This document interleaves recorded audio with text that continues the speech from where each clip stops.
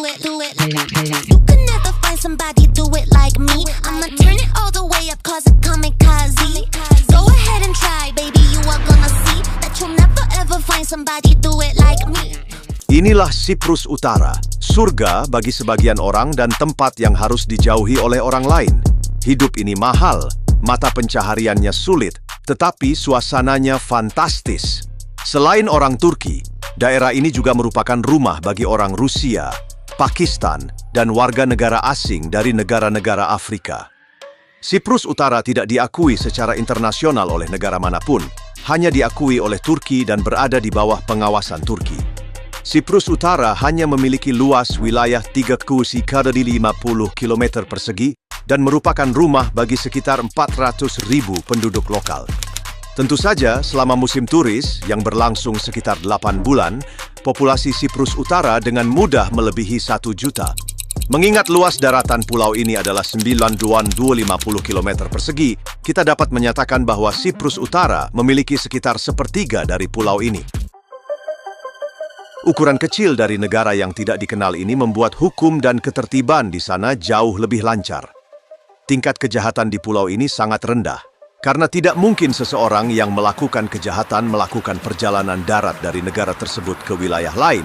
Orang-orang menjalani kehidupan yang layak dan sesuai hukum di sana.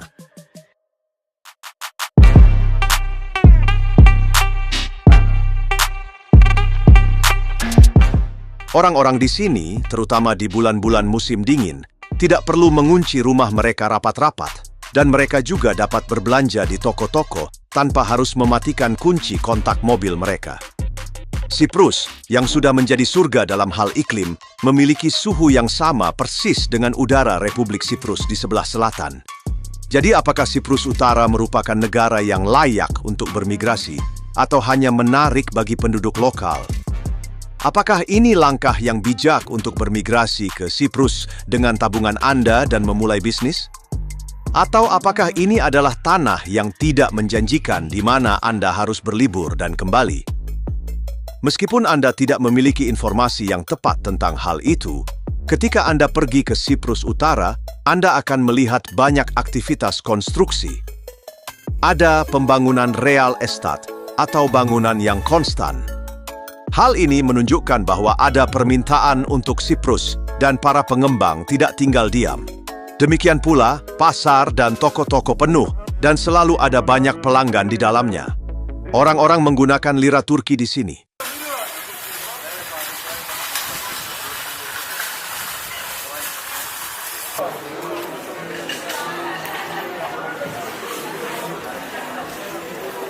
Namun jangan khawatir, pemilik toko di Siprus Utara juga menerima mata uang dunia seperti euro dan dolar AS. Ketika Anda melihat wajah penduduk setempat, ada ketenangan di wajah dan gerakan tubuh mereka. Mereka tidak terlihat seperti orang yang hidup terburu-buru.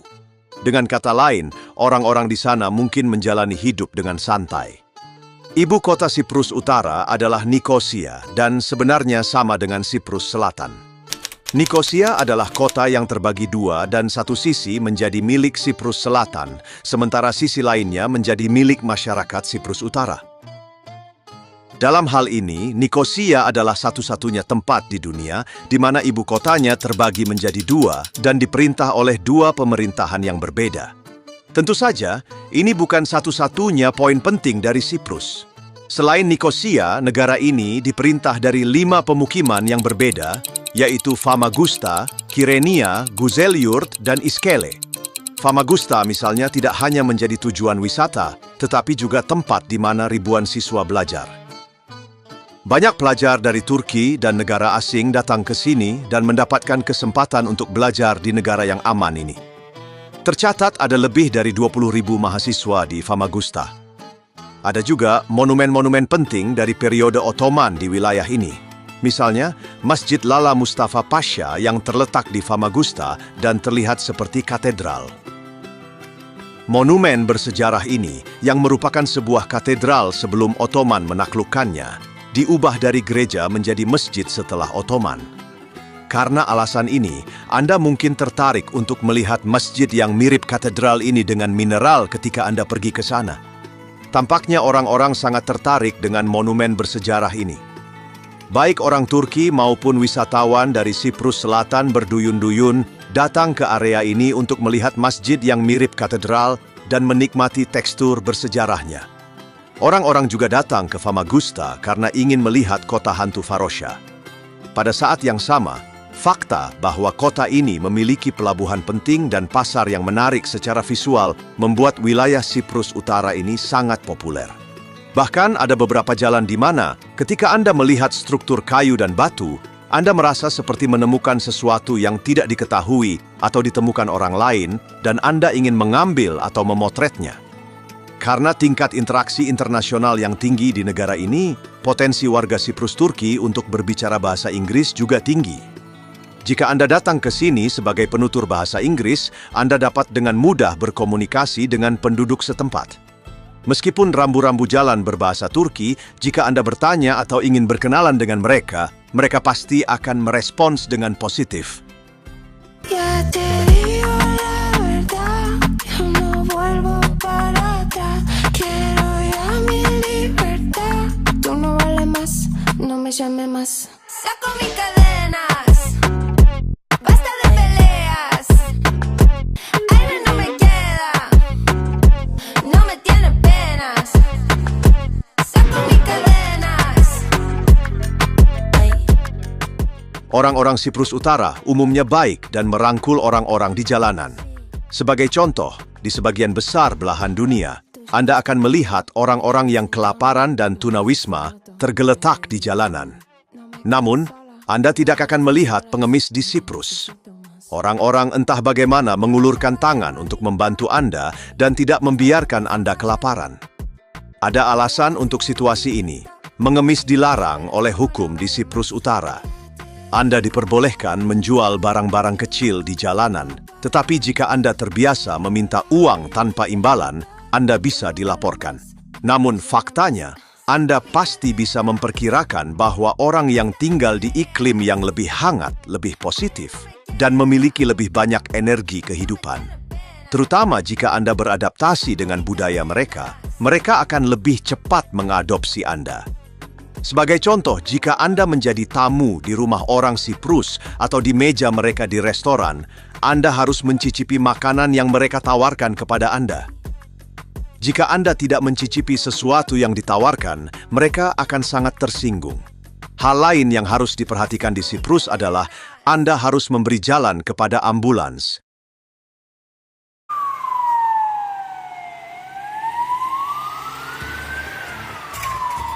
Mungkin tidak ada aturan seperti itu di negara tempat Anda tinggal. Di Siprus, bagaimanapun juga, ambulans diharuskan untuk terus bergerak di tengah lalu lintas dan tidak membuang-buang waktu. Jika Anda tidak memberi jalan kepada mereka saat mengemudi, Anda bahkan bisa kehilangan SIM Anda. Berbicara tentang mengemudi, Anda akan melihat kendaraan dengan plat nomor merah di lalu lintas selama Anda tinggal di sini. Kendaraan dengan plat nomor merah disewa oleh wisatawan yang datang ke pulau ini untuk waktu yang singkat. Kendaraan dengan plat nomor merah adalah kendaraan sewaan dan masyarakat setempat lebih sopan kepada mereka saat melihat mereka di tengah lalu lintas. Hal ini karena lalu lintas Siprus berkendara di sisi kiri jalan dan juga karena roda kemudi berada di sisi kanan mobil, bukan di sebelah kiri. Jika Anda bepergian ke Siprus dari Eropa dan berpikir untuk menyewa mobil, Anda mungkin akan kesulitan untuk membiasakan diri dengan lalu lintasnya.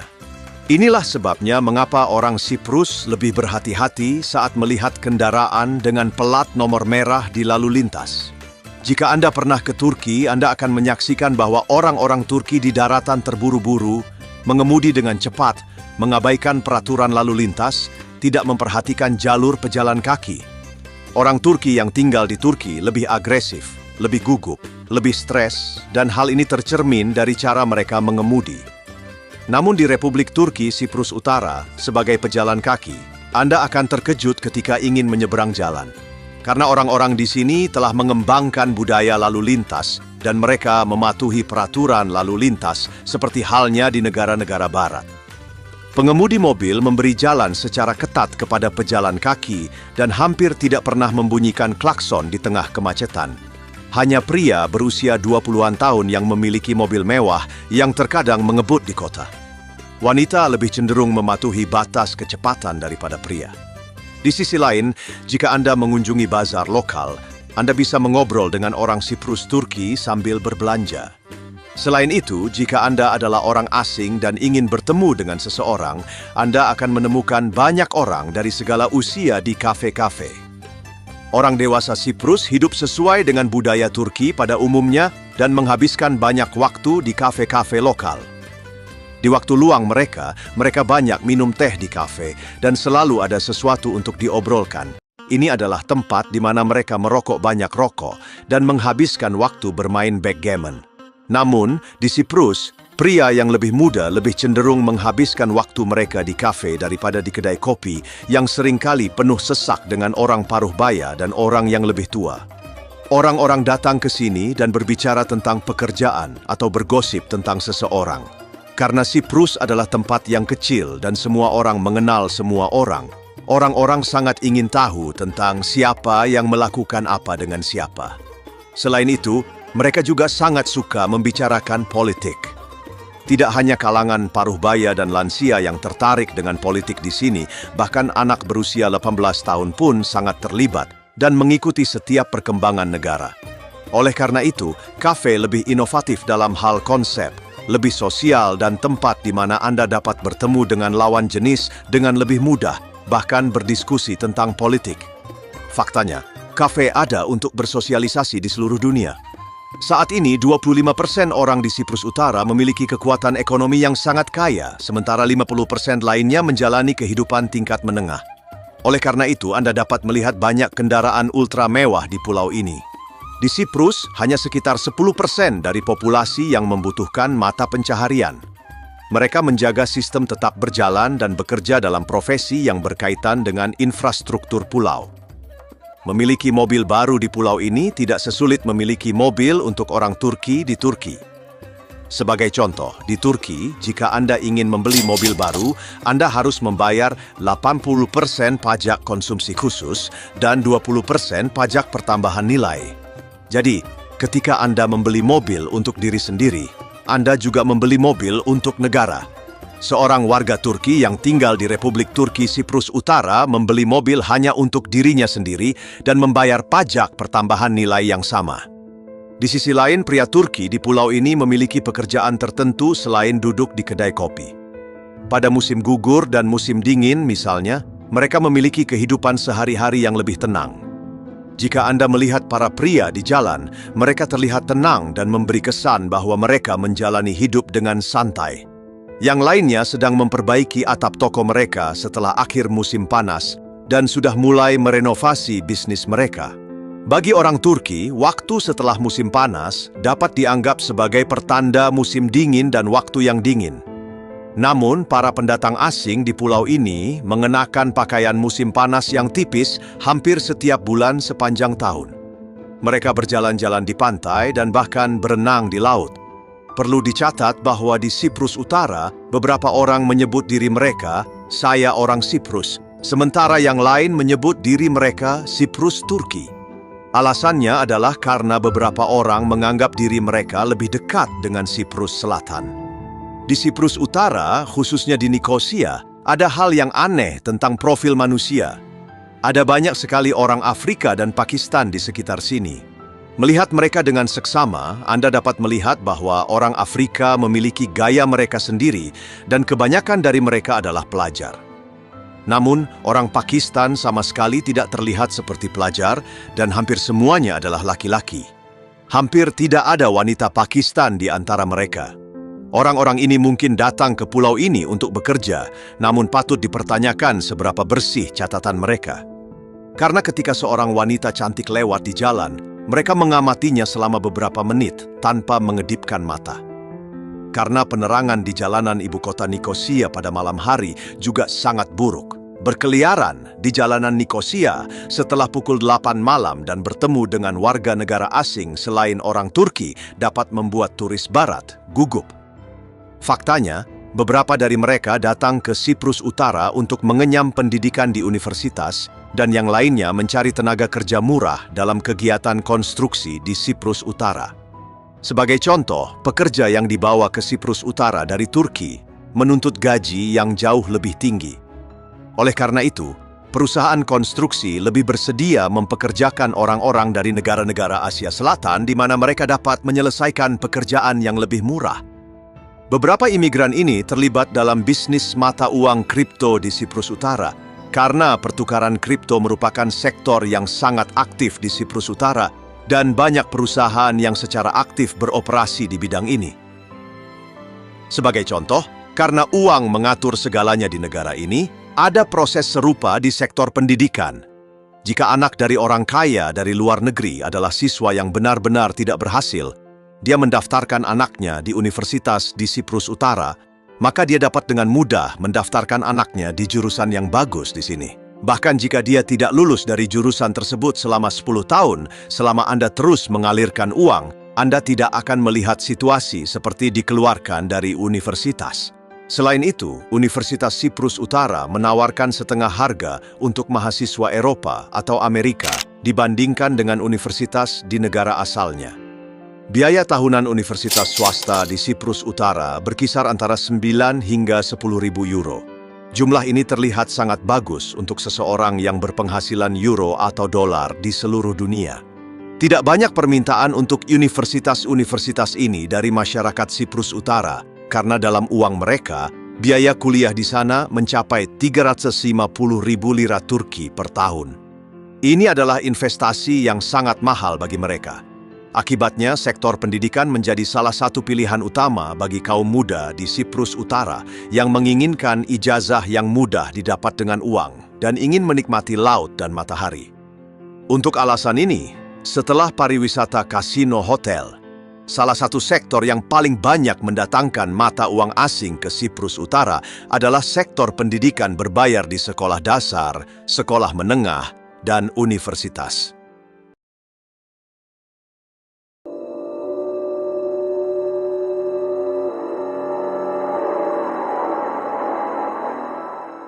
Kami akan menunjukkan kepada Anda kota yang ditinggalkan di Siprus Utara, tetapi sebelum kita membahasnya, mari kita analisis lebih jauh negara yang tidak dikenal ini.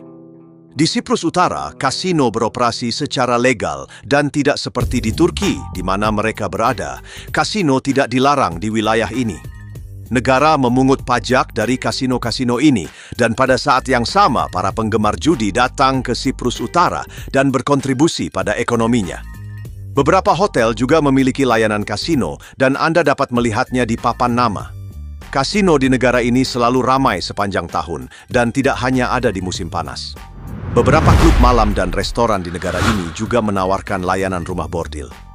Jika Anda menelusuri situs web tempat-tempat ini, Anda dapat memilih pendamping wanita atau pria dari katalog mereka saat Anda pergi ke sana untuk bersenang-senang. Mereka sebenarnya adalah klub malam tetapi tersebar di area yang luas, terutama kasino. Ada juga fenomena yang tidak dapat dengan mudah Anda lihat di tempat lain di dunia, di beberapa tempat di Siprus, di mana beberapa klub malam tidak mengizinkan Anda masuk jika Anda tidak membawa pacar. Anda sering melihat hal ini di Turki, dan bagi orang Eropa atau Amerika, peraturan seperti itu bisa jadi sangat konyol. Demikian pula, jika Anda pergi ke kasino dengan celana pendek dan celana panjang, Anda mungkin tidak akan diizinkan masuk oleh penjaga pintu. Di Siprus Utara, ada sebuah kota bernama Kyrenia di bagian utara pulau. Inilah tempat yang membuat pulau ini begitu populer dan menjadi surga liburan. Kyrenia adalah kota pantai yang paling sering dikunjungi oleh para turis, terutama dari negara saudara mereka, Turki.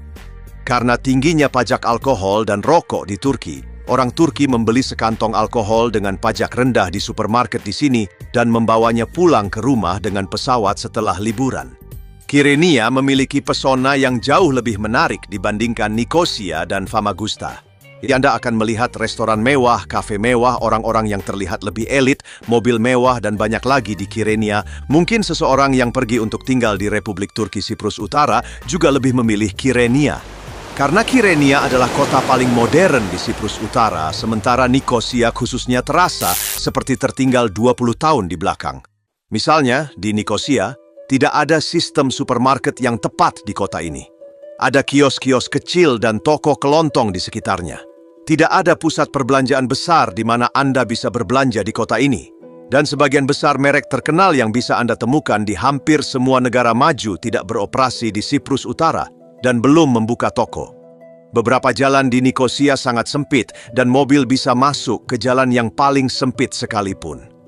Bagian terburuknya adalah hampir tidak ada sistem trotoar di jalanan dan Anda harus aman dari mobil yang datang dari belakang Anda. Jika Anda tidak memiliki mobil di pulau ini, sayangnya transportasi antar pulau tidak memadai dan ketinggalan zaman. Minibus yang mengangkut orang-orang dari Nikosia ke kota-kota lain berusia setidaknya 20 tahun. Banyak di antaranya yang terlihat tidak terurus baik di luar maupun di dalam. Selain itu, di Siprus Utara, di mana lira Turki digunakan sebagai mata uang, meskipun jarak antara Nikosia Girne hanya 25 km, 100 lira Turki adalah 3 euro dan ini sangat mahal. Demikian pula, Nikosia Famagusta adalah 160 lira Turki, kurang lebih sekitar 5 euro teman-teman. Di sisi lain, Anda bisa mencium bau tak sedap dari waktu ke waktu di Nikosia dan di pantai Kyrenia. Situasi ini juga mengindikasikan bahwa ada masalah dalam sistem pembuangan limbah di sana. Untuk taksi, mobil Mercedes dari sekitar 10 tahun yang lalu lebih disukai. Sebagai contoh, jarak dari ibu kota Nikosia ke Bandara Ercan adalah sekitar 30 km. Dan untuk jarak ini, Anda akan dikenai biaya 1.000 lira Turki atau sekitar 30 euro. Ini juga sangat-sangat mahal dan harganya tidak bersahabat. Taksi tidak ramah terhadap transportasi kota, terutama di Nikosia, di mana semuanya dapat dicapai dengan berjalan kaki. Mereka mungkin akan mencibir Anda jika Anda ingin naik taksi di dalam kota. Hal ini karena wilayah Nikosia sangat kecil dan lebih dari separuh kota ini merupakan bagian dari wilayah Republik Siprus Selatan. Juga tidak ada sistem gas alam di rumah-rumah di Siprus Utara. Mereka dapat memperoleh listrik dan air dari proyek-proyek yang didanai Turki, tetapi mereka belum dapat menarik saluran dari daratan Turki untuk mendapatkan gas alam. Republik Turki Siprus Utara juga tidak memiliki sarana untuk mencari gas alam dengan kapal-kapal di Mediterania dan mengekstrak serta memanfaatkannya. Oleh karena itu, seseorang yang ingin tinggal di Siprus Utara dapat menghangatkan rumahnya dengan AC. Demikian juga, seseorang yang ingin memasak di rumah harus menggunakan tabung gas. Rumah-rumah tempat tinggal penduduk, terutama di Nikosia, rata-rata berusia lebih dari 30 tahun dan rumah-rumahnya terbuat dari batu. Memanaskan rumah batu sangat sulit dan menyebabkan masalah dalam hal isolasi. Beberapa bangunan batu di kota ini benar-benar ditinggalkan. Beberapa bangunan yang masih digunakan sangat membutuhkan perawatan. Jika terjadi gempa bumi besar di Teluk Siprus, banyak dari bangunan apartemen tua ini bisa menjadi tidak dapat digunakan sama sekali dan runtuh. Selain itu, ketika Anda berbicara dengan penduduk setempat, mereka mengeluhkan kualitas buah dan sayuran di Siprus Utara. Karena tidak ada pertanian yang efektif di daerah Turki, hampir semua buah dan sayuran diangkut ke pulau ini dari Turki. Kualitas makanan yang dibawa ke pulau ini juga tidak terjaga dengan baik selama pengangkutan dan mungkin terpengaruh oleh panas. Lebih buruk lagi, karena tidak ada pertanian di pulau ini, harga per kilogram produk pertanian impor bisa jadi lebih mahal daripada produk alkohol. Dengan kata lain, orang Siprus Utara mengonsumsi makanan berkualitas buruk dengan harga yang mahal. Di sisi lain, jika Anda melihat situs web real estate yang menjual rumah terpisah di Siprus Utara, Anda dapat melihat bahwa harga rumah mewah yang bagus berkisar antara 200.000 hingga 500.000 pound sterling. Dengan kata lain, jika Anda ingin membeli villa yang indah di Siprus, Anda harus mengeluarkan uang rata-rata $300.000 AES. Jumlah ini sangat mahal, tidak hanya untuk orang Turki, tetapi bahkan untuk imigran Eropa dan Amerika yang kaya. Di sisi lain, jika Anda menyewa rumah atau toko dari agen real estate di negara ini, penting untuk diperhatikan bahwa Anda harus membayar sewa dalam euro, pound sterling atau mata uang asing, bukan dalam mata uang lokal, lira Turki. Orang-orang di sini juga memenuhi kebutuhan listrik mereka dengan mengisi kartu mereka. Dengan kata lain, tidak seperti negara lain, penggunaan tanpa batas dan mengirim tagihan ke rumah bukanlah hal yang umum di sini. Anda mendapatkan keuntungan dari layanan ini dengan mengisi kartu yang diberikan kepada Anda. Di Siprus Utara, ada juga perbedaan mentalitas yang aneh mengenai penduduk setempat. Meskipun orang Siprus hidup di bawah atap Turki, tidak semua orang senang dengan hal ini. Beberapa penduduk pulau mengaitkan banyak gangguan dan masalah ekonomi di Siprus Utara dengan fakta bahwa mereka menjalani kehidupan yang bergantung pada Turki dan mengaitkan akar masalah dengan Turki. Mereka agak iri dengan orang-orang Siprus Selatan dan memandang mereka sebagai panutan untuk kehidupan Siprus yang lebih baik. Ketergantungan pada Turki dapat dilihat sebagai pemborosan waktu bagi orang Siprus Utara. Karena Turki bukanlah negara Uni Eropa dan selalu ada insiden teroris dan pengungsi di perbatasannya. Dengan demikian, Turki tidak dapat menjalani proses pembangunan yang cepat dan Siprus Utara tidak dapat menjadi pulau yang kuat dan makmur. Karena alasan ini, jika Anda orang Turki dan pergi dari Turki untuk menetap di Siprus Utara, Anda mungkin tidak akan disambut dengan hangat pada awalnya. Karena peluang kerja di pulau ini bersifat musiman, mereka tidak ingin ada pesaing dari Turki di sektor bisnis permanen. Namun, upah minimum bulanan di pulau ini jauh lebih baik daripada di Turki. Di Turki, upah minimum bersih bulanan untuk tahun 2024 adalah 450 euro, sedangkan di Siprus Utara adalah 900 euro atau 35.000 lira Turki. Namun demikian, penduduk setempat di sana telah mengadopsi budaya hidup yang lebih santai dan makmur daripada perspektif nasionalis, dan dalam hal ini mereka lebih memilih untuk bersatu dengan Siprus Selatan, menggunakan euro seperti mereka, dan menerima dukungan dari Uni Eropa. Tentu saja hal ini tidak berlaku untuk semua orang di pulau ini. Seperti yang Anda ketahui, Siprus Selatan adalah negara Uni Eropa, dan oleh karena itu, terlepas dari masalah ekonomi, mereka memiliki kehidupan yang jauh lebih nyaman dibandingkan dengan masyarakat Siprus Utara. Untuk alasan ini, saya sarankan Anda untuk tidak mendiskusikan politik dengan orang yang tidak Anda kenal di Siprus Utara. Karena orang yang ada di depan Anda mungkin berlawanan dengan pandangan politik Anda, dan Anda mungkin tidak dapat memahami siapa yang memiliki sudut pandang apa. Seseorang yang berencana untuk tinggal di sana untuk waktu yang lama, dan membutuhkan lingkaran pertemanan sebaiknya tidak memberikan pendapat yang tajam mengenai politik pulau ini. Sepertinya penduduk pulau ini tidak akan pernah diperintah di bawah payung satu negara. Saat ini, Siprus Utara dilindungi dan diamankan oleh pasukan perdamaian Turki dan NATO. Pasukan perdamaian Turki tentu saja menarik kekuatan mereka dari Turki dan kebutuhan personil mereka sebagian besar dipenuhi dari Turki. Sebagai contoh, seorang pria usia militer di Turki dapat dikirim ke Siprus Utara untuk melakukan wajib militer dan bertugas di sana. Saat ini, kekuatan militer Turki di Siprus Utara dikatakan terdiri dari setidaknya 40.000 personel aktif. Anda dapat melihat bendera Turki pada seragam para personel ini. Penduduk pulau ini terbagi atas keadaan di Siprus Utara dan tidak terlalu senang dengan situasi mereka. Sebagai contoh, penggunaan listrik yang terbatas merupakan masalah besar bagi mereka dan mereka mengeluhkan mahalnya biaya listrik. Dan jika Anda adalah orang yang suka merasa nyaman, Anda mungkin tidak ingin repot-repot memasukkan uang ke dalam kartu untuk kebutuhan dasar di tahun 2024. Jika dikaitkan dengan air, ingatlah bahwa pada tahun 2014 terjadi krisis air di negara ini. Orang-orang di Siprus Utara mengalami kesulitan dalam mengakses air bersih. Setelah itu, pipa-pipa berskala besar dipasang di pulau tersebut, dan air bersih dialirkan melalui pipa-pipa ini. Saat ini, Siprus Utara tidak memiliki masalah dengan air dan orang-orang di pulau ini dapat dengan mudah mengakses air bersih.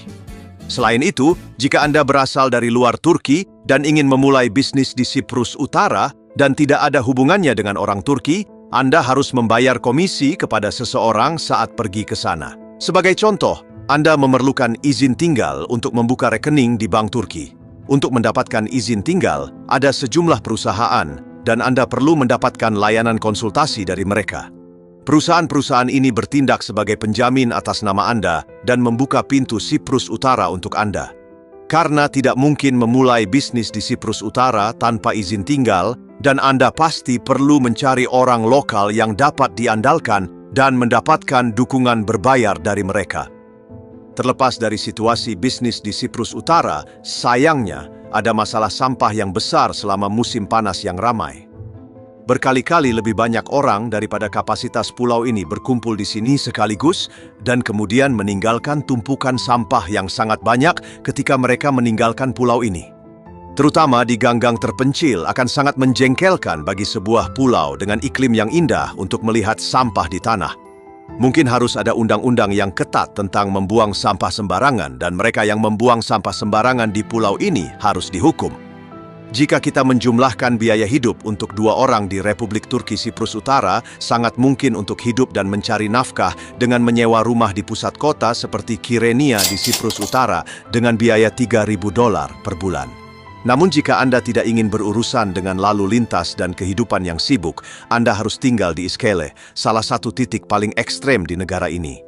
Iskele mungkin merupakan bagian paling tenang di pulau ini. Di sana Anda hanya akan menemukan suara laut, hotel butik, dan orang-orang yang tidak terburu-buru. Terutama pemilik rumah dan villa terpisah melakukan investasi mereka sebagian besar di sisi Iskele di Siprus. Karena villa berarti tempat tinggal pribadi. Karena alasan ini, penduduk pulau yang kaya lebih suka tinggal di bagian paling tenang di Siprus Utara. Namun, jika Anda pergi ke wilayah Iskele di Siprus Utara hanya untuk tujuan wisata, Anda mungkin tidak akan menemukan banyak kegiatan khusus selain berlibur di Hotel Bintang 5. Satu hal yang mungkin benar-benar menarik bagi wisatawan yang pergi ke Iskele adalah pergi ke kota kuno Salamis. Ketika kita melihat tempat ini dari atas, tempat ini memiliki struktur yang mempertahankan keasliannya dan membangkitkan rasa ingin tahu. Orang Siprus bahkan percaya bahwa kehidupan beradab pertama di Pulau Siprus berasal dari kota kuno Salamis, dan mereka menyebut kota kuno Salamis sebagai sejarah Siprus yang sebenarnya. Ada pendapat yang mengatakan bahwa kota ini didirikan sekitar abad ke-12 SM. Seiring berjalannya waktu, gempa bumi, tsunami, dan penaklukan di pulau ini menyebabkan berakhirnya kota kuno ini. Saat ini Anda masih dapat membaca huruf-huruf pada batu-batu di sana yang menunjukkan bahwa bangsa Romawi pernah meninggalkan jejak besar di sini.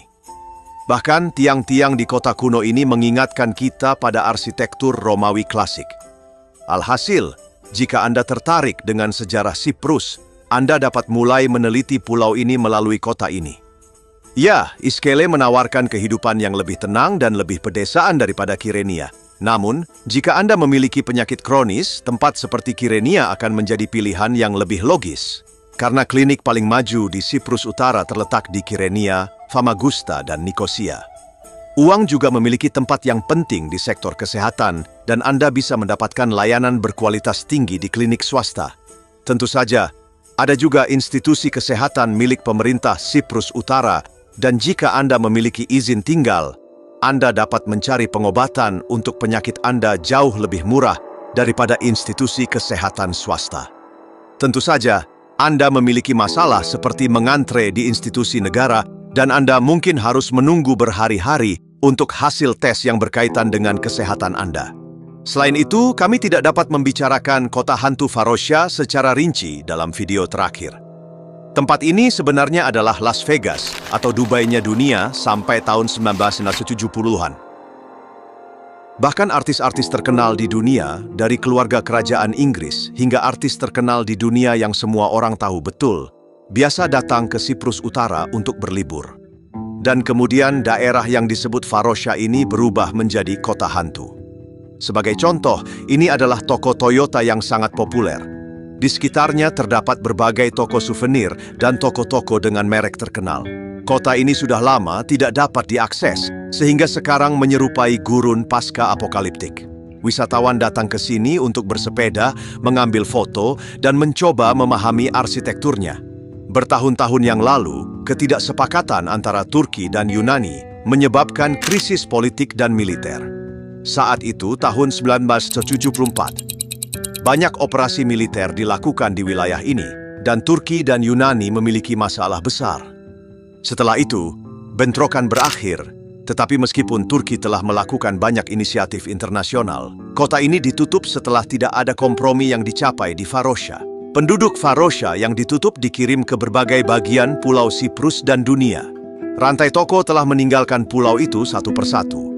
Tidak diketahui apakah kota Varosha akan diinvestasikan kembali dan dibuka untuk permukiman di masa depan. Tetapi untuk saat ini, kota ini adalah lokasi wisata murni dan berfungsi sebagai semacam museum terbuka. Sekarang kota hantu ini telah benar-benar sunyi dan telah menjadi tujuan bagi orang-orang untuk dikunjungi. Sungguh memilukan untuk membayangkan bahwa dulunya ada kehidupan di sekitar toko-toko dan rumah-rumah ini. Anak-anak bermain di taman, orang-orang berenang di pantai dan berjalan-jalan di sepanjang jalan. Karena yang tersisa dari mereka sekarang hanyalah bangunan-bangunan terbengkalai yang terancam runtuh. Saya pikir keluarga wanita ini dulu tinggal di sini. Mungkin wanita ini menghabiskan masa kecilnya di sini. Dia pasti memiliki kenangan penting tentang Varosha karena dia terus menangis saat berjalan-jalan. Kami telah menyentuh sebagian besar hal yang dapat diceritakan tentang Siprus Utara untuk saat ini. Jika Anda menyukai video kami, Anda dapat menyukai dan berlangganan saluran ini. Selamat tinggal.